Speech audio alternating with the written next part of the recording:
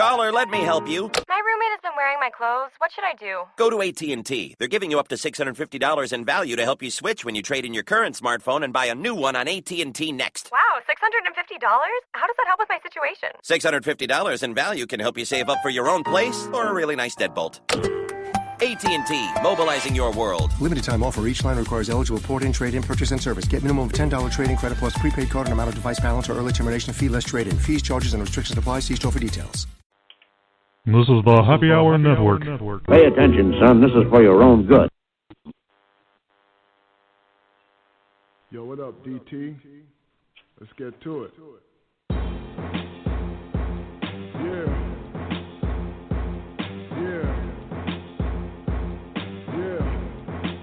Hit him with the hook first. Full court press, full court press, full court press, full court press, full court press, full court press.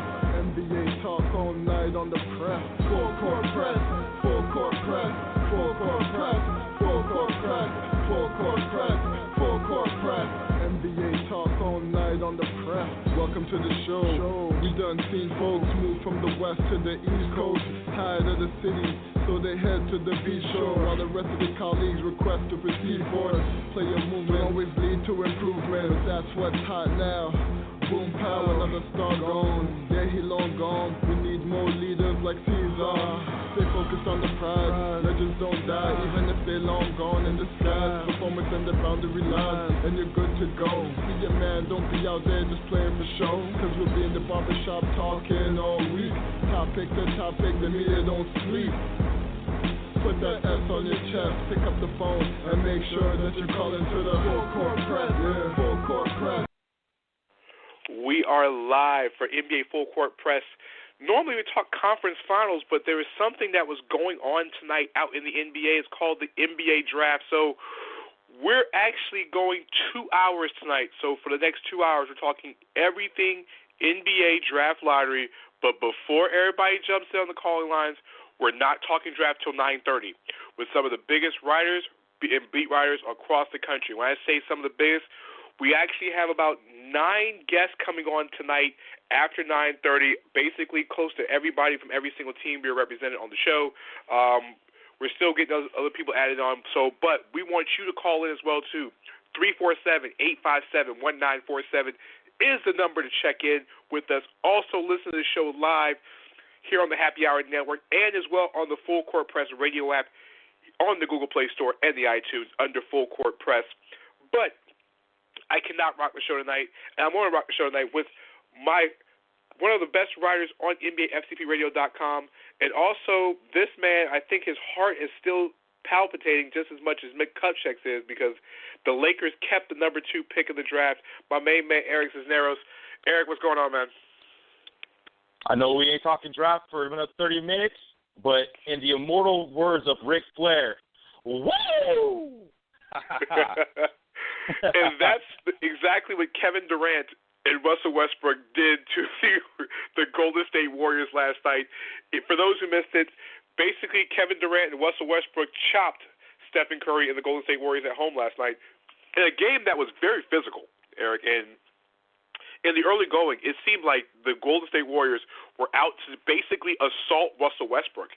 I think I counted Eric was about 3 or 4 times in the first half where Westbrook hit the ground hard.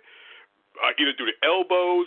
I mean, there was a time where Klay Thompson thought he was a safety for the Raiders and took out Westbrook. Eric, it seemed like they tried everything in Game 1 to bully the Oklahoma City Thunder, but for some reason, the Thunder bullied the Warriors in the fourth quarter.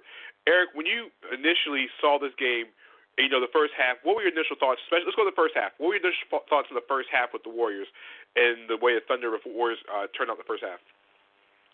Oh, my initial thoughts. You're right there with me on the FCP app. But to the listeners who weren't, I pretty much declared it over. I mean, I was like, Steph's going to Steph, the Warriors are going to Warrior, and it just looked like they were just going to go about their normal routine, their business. And I kind of buried Oklahoma City in that first half, and I ended up being crow with some hot sauce that night for sure. Well, if you look at it, I mean, the shot Curry hit at the end of the first half, I mean, he was struggling from the floor, but he hit a three-pointer at the end of the first half. So, I mean, the Warriors were up 13 in the first half. Russell Westbrook was getting beat up. He was struggling. I think it was 1 of 6 or 1 of 7 in the first half on the floor. The Thunder was just turning the ball over. I know myself, you, and Melanie were in the chat room going back and forth because it seemed like every time the Thunder would do something, they turned the ball over. And it seemed like they were going to surge Ibaka in the first half. But really, it just seemed like every time the Thunder would put 6 or 7 points together in a blink of an eye, guess what? The Warriors put 7 straight points right back to back. Yeah, I mean, and is it me or is Klay Thompson have the quickest release in the NBA? Like last night, every time he got the ball, he just flung it up within less than a second. Was it me watching this game, or do you agree with that? How fast that shot was off his hands last night? You know what? The quickest release, that's kind of tough, but definitely top 5. And I would even go as far as saying he has the most beautifulest looking, most appeasing Jay that's in the game today. I mean, his form is just absolutely stunning. But as far as quickness goes, I mean, he's right there. I mean, if he's not number 1, he's at least number 2, number 3. You know what I'm saying? Steph Curry's pretty quick too himself, but you know that boy Klay, he's a beast. Exactly. So let's look into the second half. Russell Westbrook basically woke up in the second half. So what are your thoughts on Russell Westbrook's third quarter, especially? Oh man, he did what I said in the FCP chat room, what Kevin Durant should have done. He did all the heavy lifting. He really beats it out, man. I mean, and you could really credit the game to him and Steven Adams. Wow. I know we'll probably get into him a little bit later, but as far as Westbrook goes, I mean, he did what he had to do. He kind of picked up what KD should have done. But, I mean, he's animalistic. Exactly. So, you know what? We got a caller online, Eric, and this caller is very familiar to the show, but the voice hasn't been in a while. Caller, where are you from, and what's on your mind? Oh, man, you know it's Marc calling from Philly, Full Court Press Radio all day. All day. Yeah. You know so I'm this, just like, man. Breakdown Sport. Congratulations, my bro. main man, Breakdown Sport, Marc Johnson's in the building. Marc has been on a little vacation right now trying to get some things together. But, Marc, it's great to have you back. And I know you want to get into the draft. But before we get into the draft, Marc, the game 1, Warriors and Thunder, you've been rocking me for a long time. You know I've been calling this all season. What were your thoughts on game 1, especially we're talking about the second half now. The Dubs were up at halftime. What was your thoughts on Russell Westbrook in the third quarter last night? Yeah, he went nuts. Like Russell Westbrook was just like, I'm tired of this mess, and he went nuts, and he was unstoppable in that third quarter. Just a barrage of points in a lot of different ways. He really got them back into it. And you know one thing, OKC never went away from their game plan. Look, we're a big team. We're going to stay big. We're going to play big. And that's what they did. A lot of other teams, when they face Golden State and they start hitting those threes, they get scared and try a small ball. You know, if you're going to play Golden State, you got to beat them with what you have and what got you there. And that's what OKC did. Speaking of small ball, guys, if you look at the end of the first half, at the end of each half, it seems like Steve Kerr goes to the lineup when he puts Draymond Green at the 5 with Barnes, Iguodala, of course, you know, Russ, and because of Steph and Klay Thompson. Basically the quick unit. How much credit do you give Billy Donovan for sticking to his guns, especially in the second half, but really when they went small, sticking with the guns by going with Enes Kanter, going with Steven Adams, and staying big? How much of that was Billy Donovan out-coaching Steve Kerr last night? For me, it was textbook 101. I wasn't expecting to see this from Billy Donovan, especially this early in the series, or how he out-coached Steve Kerr down the stretch. Am I wrong with this one, or you guys thought something different? Oh, yeah. Go ahead. Take that one. Man, you know what? I'm gonna say like this, right? I think with Steve Kerr, sometimes he's slow with adjustments. You know, in his team, you know, usually the Warriors are rolling, so he doesn't really have to make too many of them. But the thing, if you notice what happens with Golden State, when they go to the small lineup and the team stays big, it seems like Steph Curry and Klay Thompson become second options, and Draymond Green becomes a first option because he's shooting the ball when he has the mismatch. And you know what? That plays right into OKC's hands because if you want to shoot the three, Draymond Green, or take it off the dribble, fine. I think you're going to miss those shots more than you're going to make them, and we're going to take advantage and clean up on the boards, and I think that's what they did last night. Eric, here's a question for you. How key was the Thunder defense in the fourth quarter, especially when Golden State went 1 for 10 in the fourth quarter? When you watch this, were you expecting the Thunder's defense to be this swarming on the Golden State Warriors in the fourth quarter? No, I definitely didn't expect that, and they did come out and show and prove, man. I mean, they were frustrating the hell out of those guys. I mean, you saw how KD was rolling. He went 0 for 7, I think, maybe even 0 for 8 in that fourth quarter down that stretch. And, I mean, they really flushed him.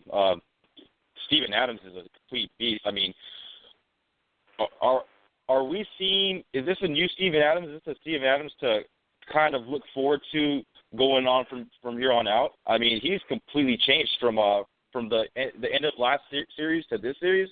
I mean, this is the guy that Oklahoma City has been waiting for since they moved to Oklahoma City. But even before then, when they were out drafting Mohamed Sene, Robert Swift, you know, all those guys, you know, respect to them. But, I mean, you know, throwing back some names out there. But, I mean, you know what I'm saying? Like, this is the guy that they need, and he's been really showing up. And even Ibaka showed up. I know I've been kind of going in a little bit on Ibaka. I mean, he doesn't rebound. He's kind of out of position at times. He can do better. But, I mean, even he stepped up. It was phenomenal.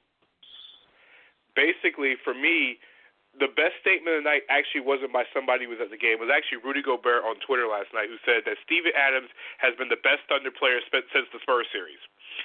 So, basically, it's the way Steven Adams is playing, and we'll ask Mark. I'm gonna get a quick quote from this one before we go to break on this one about Steven Adams when you saw him in college.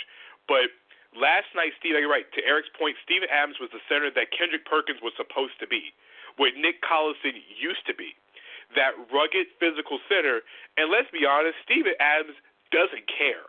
Like, he might be, no offense to Andrew Bogut, but Steven Adams is the best Aussie in the series. You know, best guy from New Zealand, Australia in the series. Let's be honest. And Adams' play, especially he did it in San Antonio, if he continues to do this, I'm not sure how much more can Steve Kerr go with the small ball, especially when Cantor and Adams are controlling the boards. And, Mark, when you evaluated Steve Adams a few years ago, did you expect this type of player when you saw him when he came out of college? I'm going to say like this. He was always tough and physical, right? But it seems like he's a little bit faster. Like he's in better shape. He's a little bit faster. He's moving laterally better. I think that was the one knock on him I had in college at Pitt, is that he was big, he was strong, but he didn't move laterally quick. But I knew a team, would draft him. He's still 7 feet, like 270 pounds. So I'm like, a team's going to take a chance on a guy like that, and you're going to have to see, how it works. But I thought he was maybe a bit slower foot in college, but that is definitely picked up, I think, over the years. I think, his quickness has gotten a little better each year. So you could tell he's working with doing some conditioning, probably eating better, and probably working on his quickness. So I didn't see that, that I seen in last night's game, but the strength and the physicality, yeah, he's always had that. 347-857-1947. Guys, one last quick point. We're going to take 90 seconds on this one, and then we're going to break in. We're going to actually talk about the other conference finals. But we have just spent 13 minutes talking about Oklahoma City and the Golden State Warriors. And I think Kevin Durant's name was mentioned maybe once or twice in the entire 13 minutes we talked about. Look at Durant in the fourth quarter last night. This is the same Kevin Durant that I've said all season how this is going to work. If Westbrook and Durant can play off each other, Westbrook had the third quarter, and he went nuts like Mark said before, and Durant went nuts at the end of the game where it counted. You cannot beat the Oklahoma City Thunder when those two are on the same page. Let's talk about Kevin Durant's 28 points. He did most of the damage in the fourth quarter. If this is the same Kevin Durant that's focused, do Golden State even stand a chance in the series? I'm going to let Mark go 30 seconds. Yes or no? Man, Kevin Durant keeps playing like this. I think, Oklahoma City's going to win the series. Him and Westbrook, it's too tough. Eric, 30 seconds. I mean, I'm going to still roll with the Golden State Warriors, man. I mean, this team is just way too tough. Hats off to Oklahoma City, how they played yesterday and how they pulled out that sneak win, you know what I'm saying, in Golden State. But I'm going to have to keep going with those boys from Golden State, man. They're